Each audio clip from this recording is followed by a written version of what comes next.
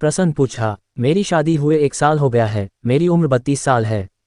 शादी के बाद 2 हफ्ते तक ही पत्नी ढंग से रही, उसके बाद उसने अपने रंग बदल लिए।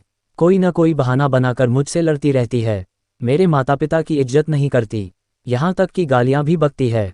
मैंने उसे हर तरह से समझाने की कोशिश की, उसकी हर ख्वाहिश पूरी करने की कोशिश की, उसकी हर बात मानने की कोशिश की, लेकिन नहीं, उसकी हरकतें वैसी की वैसी हैं। बहुत पूछने पर बोली कि वह ऐसा ही बर्ताव करती रहेगी जब तक मैं अपना 2 मंजिला घर उसके नाम न कर दूं।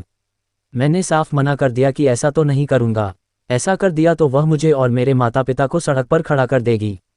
अब कुछ महीने से वह मुझे धमकी दे रही है कि वह आत्महत्या के झूठे केस में मुझे फंसा कर मुझे जेल भिजवा कर रहेगी। मैं बहुत डर गया हूँ। मैं सीधा साधा आदमी हूँ, पुलिस कानून से दूर दूर का नाता नहीं रहा कभी।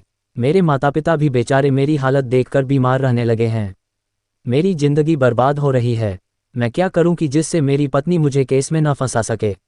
आपकी राय मुझे तबाह होने से बचा सकती है। जवाब। लगता है आपकी पत्नी का आपसे शादी करने का असली मकसद मकान हड़पने का था।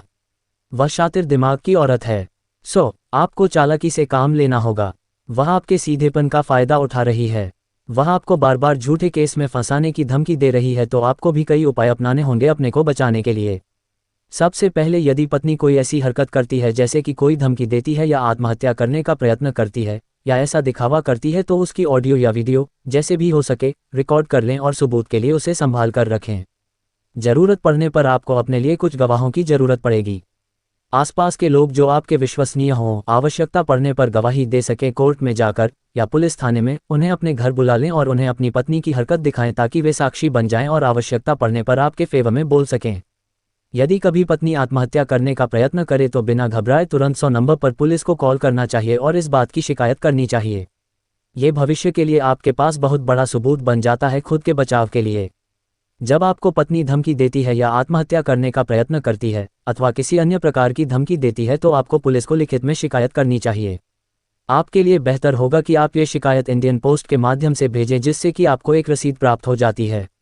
यदि आप पुलिस को शिकायत बाय हैंड देंगे तो पुलिस इसकी रिसीविंग ले लें, और यदि आप शिकायत पोस्ट से भेजते हैं तो आपको एक रसीद प्राप्त होगी जो कि एक सबूत होती है कि आपने शिकायत की थी।